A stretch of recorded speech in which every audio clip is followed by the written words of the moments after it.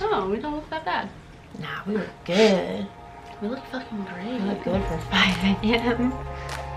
Hi, it's Erika. Welcome back to my channel, or welcome for the first time if it is your first time. In which case you should subscribe, but you just got here, so you might not be sold yet, but by the end you will be. Hopefully. Today's a very special video, because who is this? It's me, Jemmy. You have a YouTube channel as well, I correct? do, yes, I do. It's Jemmy Michelle. Are I'm you like, sure? is that my channel name? Yeah, that's it. All right, we nailed it. Jemmy and I are both pretty new to DJing. I started DJing almost a year ago, and you're at like 4 months maybe. Nice. Yeah. So some good pandemic DJing. Yeah, basically. And so we wanted to make a little video today just about how to get started DJing, because it can be a little like overwhelming if you want to get into it, but you don't even know where to begin. I feel like there's not a lot of videos of like how people got into it. It's just like the basics of it, but not like how people got involved with it. Yeah, it would be like, which controller should you get, or, you know, here's some basic DJ stuff. But I know, at least when I started out, I was like, I literally had no idea what the fuck I needed. Like, what do I need to make this happen? And luckily, we both have friends who are like DJs and producers, so we could ask them questions, but a lot of people don't have that. And I don't really know how I even would have gotten started without having friends to answer all my questions. So now we're your friends to answer all of your questions. So how did you get started DJing? Well, basically I went to my first rave in 2015. Hannah? No. Basically, I started raving in 2015, and ever since then I've completely loved the music and the whole scene and the whole community. But I never even actually really thought about DJing. But then after living in Los Angeles for a few years, I did meet a lot of people that were professional DJs. You know, that was their job, and so that's basically what inspired me, is meeting other people that were actually doing it. And then I was like, well shit, like I want to do that too, like I could do that, you know. That's basically how I got into it, was just influenced by other people around me, basically. And yeah, for me, I guess I always like thought it was cool, but the kind of thing that I just didn't have any idea how to get into, and like seemed expensive. And so it is expensive. yeah, fair. Seemed that, because it is that. Although maybe it doesn't have to be as expensive as you think, which we'll get into. Yeah, so I like didn't think about it too seriously. But then when I got really into like raves and festivals and met more people, it did start to seem like more accessible, because I could see other people doing it. I'm a singer, and I wanted to like learn how to produce, basically, so I could make my own music, because for a really long time I've like written songs, but then I always have to find someone to work with, and it can be hard to find people who want to work hard, want to work now, whose talent you respect, who's like that you get each other's style. So I wanted to learn how to do it myself.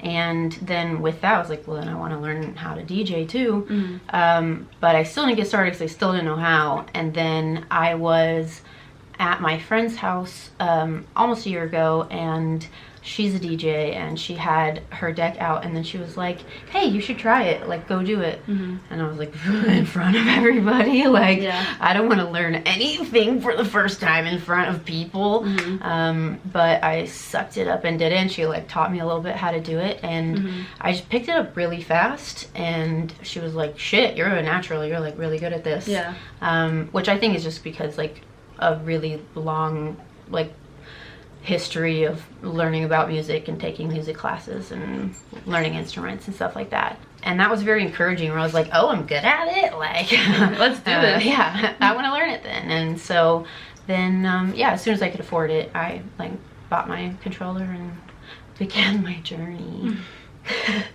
Okay, so let's say you're convinced you want to get started. What do you need? If you really have like no money to spend on this, something you can do is I mean, it's like $10 a month, but the record box software is something that you can use on your computer, and it's not going to be like fluid good DJing really. Like, you wouldn't be able to like DJ a party, I don't think, just by doing that, but it will kind of at least let you hear some of your ideas. You know, if you've ever been like, I wonder if this song will go into this one, and might like satiate a little bit of your interest. So then you can see if you do actually enjoy doing this. Because I know some people feel like they just have absolutely no money to spend on it, and I would say that's a very, very, like, that's the lowest entry level thing that you could do. Just like record box software? Yes. And that's the same software that you use when you actually do get a controller. Yeah. So, and most controllers come with that. If you buy one, it comes with record box. Yeah. Yeah. So the very most basic things you're gonna need is a controller, speakers, and then depending on what kind of controller you get, maybe a laptop. And headphones? That's true, and headphones. Right at the beginning when you're just learning, like, you really just need any headphones that can plug into a headphone jack. So I would say, like, don't stress about getting like nice expensive headphones. If you're learning how to produce, then you do, but just for DJing, like, that's true. Not where you need to spend your money right now. So like, you probably already own headphones that you can use. So then as far as your like actual DJ controller, your deck, you sort of have two different options. I mean, you have many, but I'm a terrible explainer.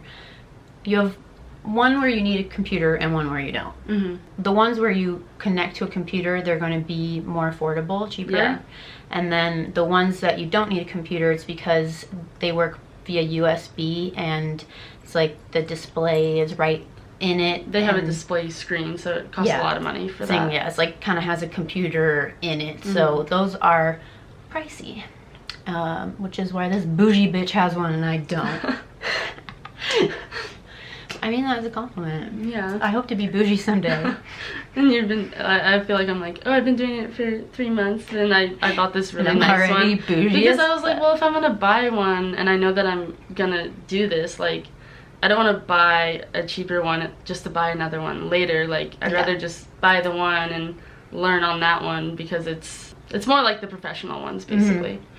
Yeah, so this is kind of the next decision you have to make. What level do you want to get? Because there's some real like starter decks. I mean, there's some for like $100. I think like the DDJ 200 or something is like, it's very cheap. And if you really have like no idea if you're gonna enjoy DJing, no idea if you're gonna stick with it, and your budget is low, then like one of those things might work for you. But if you do end up liking it, you're gonna outgrow it pretty fast. Yeah. Like within a month, like pretty fast. Yeah. As you learn to DJ, like, of course, there's a lot to learn as you get like better and better. But learning the basics doesn't take that much time. So like, you're gonna go from total noob to like reasonably decent. Yeah. Like you could play at a party.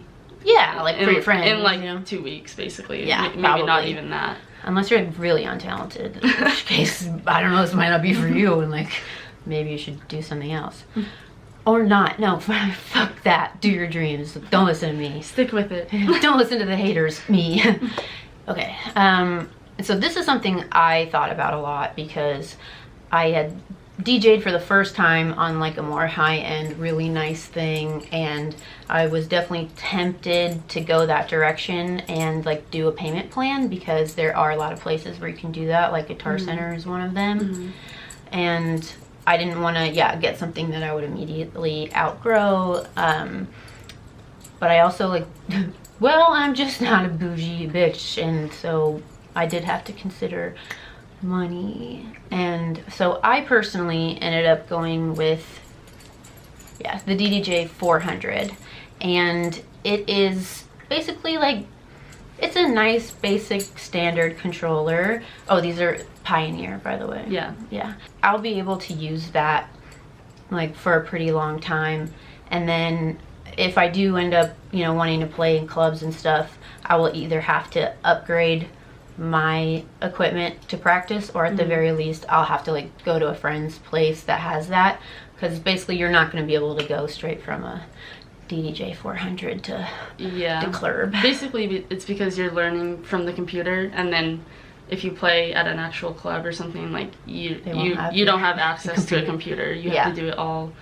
on the little screen. So yeah, which is a little harder. It's just like the skill set's a little different. It's kind of like when you have the computer that's DJing with training wheels, and without it, just go straight down the hill. One big decision people have to make is like sort of which software are you going to go with, and there is Rekordbox and Serato are like the biggest ones.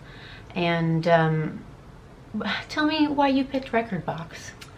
It came with the controller that I got. Gosh, what an easy But I feel like a lot of people that I've talked to, they use Rekordbox. Like, I feel like Rekordbox is more common. And I think it actually depends on what kind of DJing you want to do and like what genre, because like we're both into EDM and Rekordbox like dominates in EDM, but I'm pretty sure Serato is actually like the bigger brand, like overall. So especially if you're trying to be like a wedding DJ, party DJ, like that kind of a DJ, then Serato might be better for you, because I would say probably you're going to encounter that more often. So that's just something to think about, of like which what are your goals for this, and where do you want to take it eventually. Who do you want to look cool in front of? That's really it. Are you trying to open Serato in front of like a bunch of rhythm kids? I wouldn't recommend it. Serato is for like bar mitzvahs and if you want to look cool and at the bar mitzvah, then get Serato. Go for it. Is that a stupid joke? Bar mitzvahs. No, it's true. Like, I think like I've never been to a bar mitzvah, so I don't even know if that's real or not. They have DJs, right? I think like the the raging ones. Because it just depends on your style. I saw it on TV once, and I just assumed. I have to admit, my knowledge of bar mitzvahs is from TV and movies. Yeah. Which is not my fault. It's everyone else's fault for never inviting me to one. What am I going to do? Invite myself to a bar mitzvah? Like, if you're having a bar mitzvah, like, do I have any 13-year-old friends out there? No, 12-year-old. No, it's 15. It's 15. No, that's quinceañera. No, that's Jewish. 15 is bar mitzvah. I don't think so. I think it's 13. I'm willing to bet on it. Really? I think it's 15. No, I'm actually very scared of gambling. I can't do it. It's too stressful. This is gonna be in the video. Yeah. This is definitely how my channel works. Oh, just ramble. All this stupid shit stays in. Random shit. Yes. Jimmy Googled it. It's 13. It is, yeah. I don't know anything. Anyway, invite me to your bar mitzvahs. Moving on. So when you're doing your research about like what kind of controller you're gonna get, then that's something that you can keep in mind too, because most of them, if you're gonna buy them like new straight from the store, they will come with one of those softwares. Yeah. So don't like buy the one with Serato if you wanted to use Rekordbox. Like, read those details. And say you wanted like the one that you bought, the 400, is there like an option for like Rekordbox or Serato? Like, okay, so yeah, when you buy it, basically there'll be like separate listings on like the website, and then you can just choose whichever one. So I'm pretty sure it was just straight up like DJ 400 with Serato, DJ 400 with Rekordbox, and I knew I wanted Rekordbox, so I got that one. What's your controller called? It's the Pioneer XDJ RX2. It's sexy. It's it's. I bought it because one of my really good friends has it, and she said that it's like the closest thing that you can buy if you're just like practicing at home, and then it translates really well to the professional ones. Basically, she said if you learn on this one, then if you play at a club or something, it'll be very similar. And how much was that? It was $1,600. Yeah. That explains why I didn't get it. Yeah.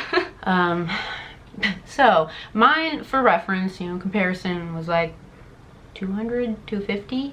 So there's a very big range here, but that also means hopefully you can find something within your own price range. I mean, I had to save up for my $250 one, so no shame in the game. So we both have Pioneer brand, but that's not the only brand out there. It's just very common, and it's like kind of the mainstay in like clubs and stuff like that. But there are other brands. There's like Denon and Tractor. Yeah. And so if you would rather use a different brand, like absolutely do that. You don't have to stick to Pioneer. And then as far as your computer, you're just gonna need something that is like pretty fast. Like it can't be like a total piece of shit. Yeah. Yeah. Just because it does take a fair amount of like, I don't know, computer effort. Power? Yeah, Computer memory, power? whatever it is. I don't really know what computers are doing, but yeah, so if you have like a total piece of crap, it might not work. And then as far as speakers go, first of all, you can't use Bluetooth. Bluetooth is not going to work because there will just be a delay, and it's like kind of impossible to set up anyways. So you're going to need like a speaker that you can connect. Ultimately, you definitely want like pretty good speakers because you're going to need that to like really hear everything that's going on in the song. But when I started, I just had like a little, like a bar speaker, and like it is Bluetooth, but you can also plug it in. And I used that for the first like 3 months I was learning. So I would say right at the beginning, you know, don't stress out about having to buy nice versions of everything and spend tons of money. Like probably you have some kind of speaker that will already work. And then when you're ready to like upgrade, then get some decent speakers, and like your mind will probably be fucking blown by the difference. Yeah. When I was DJing at your house, that was the first time I'd really like mixed with like good speakers, and I was like, whoa, this is such a different experience than my little like crappy like bar speaker. Yeah. And there was even some stuff where I was like, that doesn't go together as well as I thought it did when I couldn't hear everything going on in the song. Yeah, that makes sense. Yeah. And then what kind of speakers do you have? I actually don't know. They're my roommate's speakers. I think you have Rockets. Oh yeah. Like And that's like black and yellow. Yes. Yeah. And I do too. They are a very solid kind of entry level, and I don't know, snobs make fun of them, but fuck snobs. I've actually seen quite a few people with them. So. Oh yeah. No, they're like, I feel like they're really good. Like when you're starting, and then they're just, because they're like good and fairly affordable, then so many people have them. So then like the snooty people have to be like, oh, you have Rockets. I have $700 speakers or whatever it is. Also, I bought my speakers on Craigslist. I bought my controller on Amazon. So definitely like look around, look on Craigslist, because a lot of people, you know, they think they're gonna enjoy a new hobby and then they don't get around to it or don't like it, and then they're gonna sell it. So definitely I would say if you are budget minded, like check on Craigslist and like Facebook Marketplace. Yeah, that's a good idea. Yeah, because they can be expensive, but there's always people selling them because people are upgrading all the time, and so then they want to, you know, make money off their old ones. So that'd be a perfect opportunity to buy it. So like it's really not too hard to find like pretty good quality ones. I don't even remember why I didn't end up buying one off Craigslist. I guess I just couldn't find a good one when I needed it.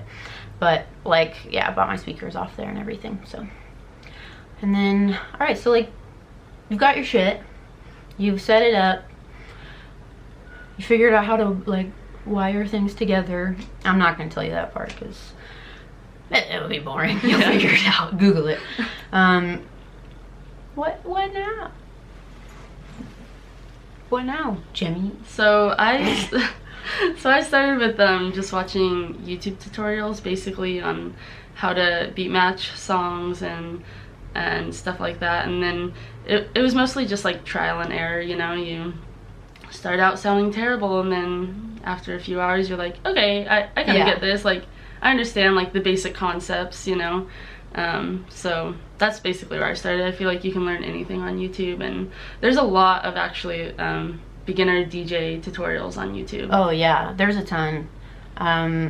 So much that I've learned about DJing and producing I've learned from YouTube. It's like so crazy helpful. And Yeah, there's a lot of like more like famous DJs who just have more time on their hands now in quarantine, and they're even making videos. So like, this is the time to educate yourself. It is, yeah. Yeah. I feel like it's a great time actually to get into it because everything is kind of like shut down, and so you have a lot of time to really learn it and become good at it before things start opening up again. And then once things open up, you'll be like ready.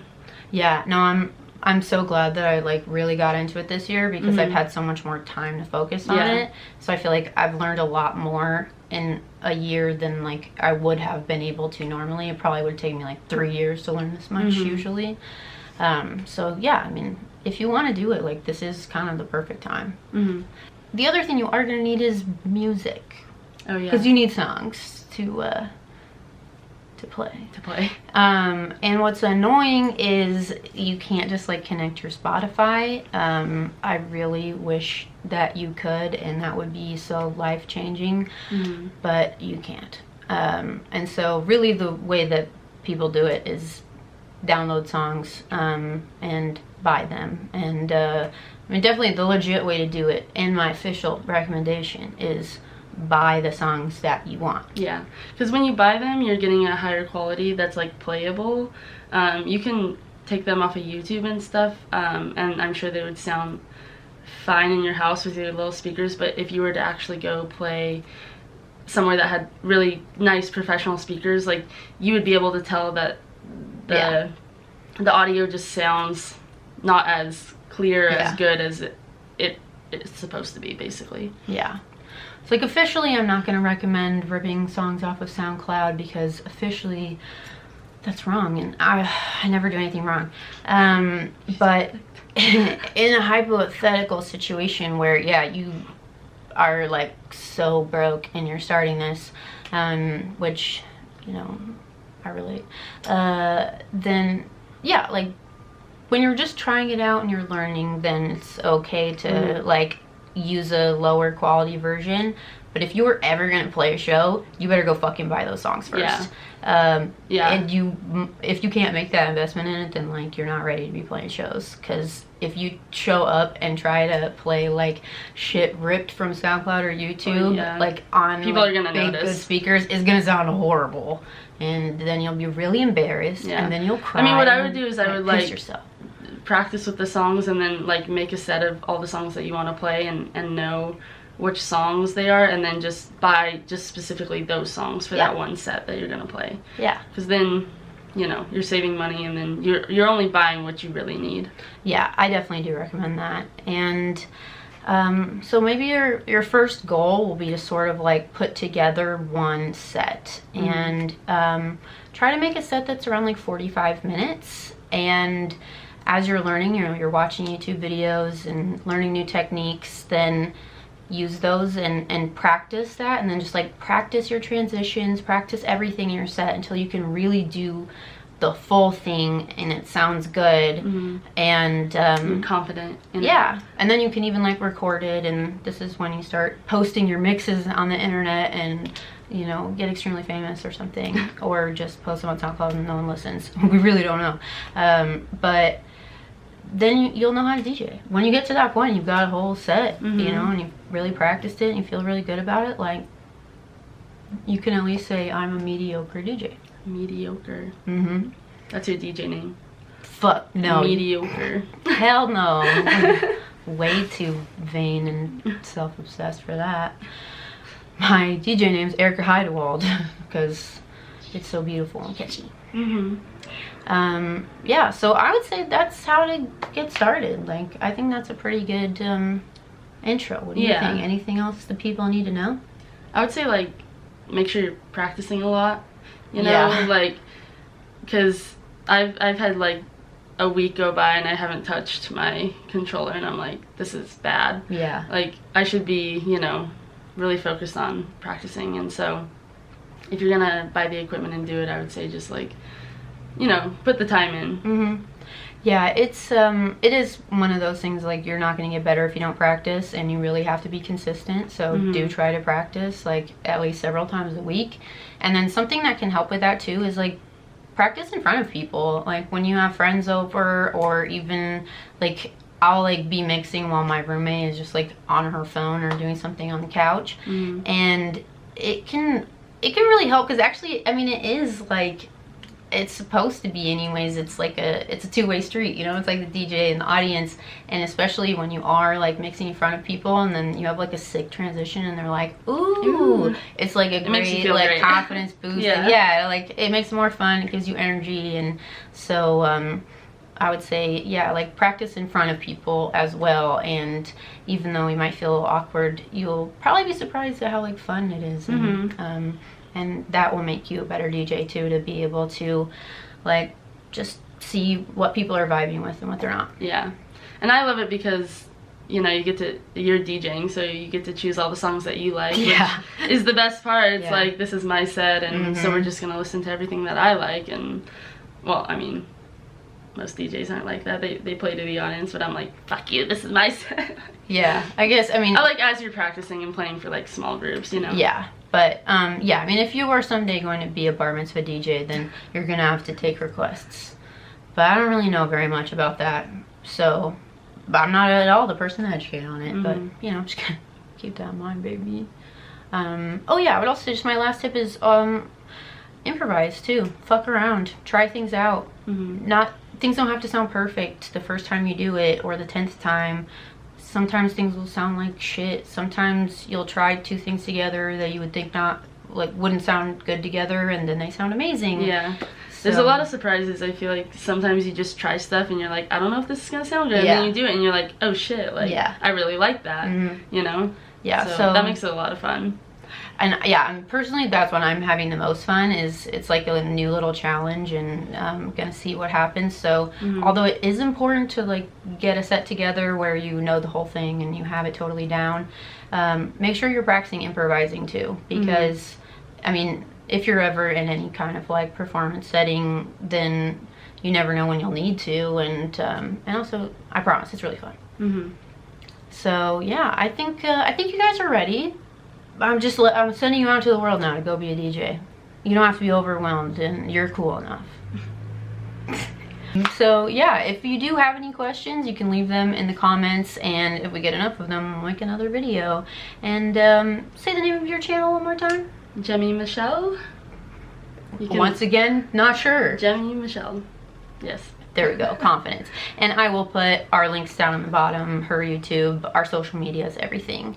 And I hope by now I did convince you to subscribe, so like, do that please. Yeah, and hang out with us on Instagram, because I always, if I'm ever playing, That's true. I always post on Instagram. I'm always like, Yeah, I go live sometimes, but then I also I like to post me playing, and so. Yeah, no, it's badass. It's cool.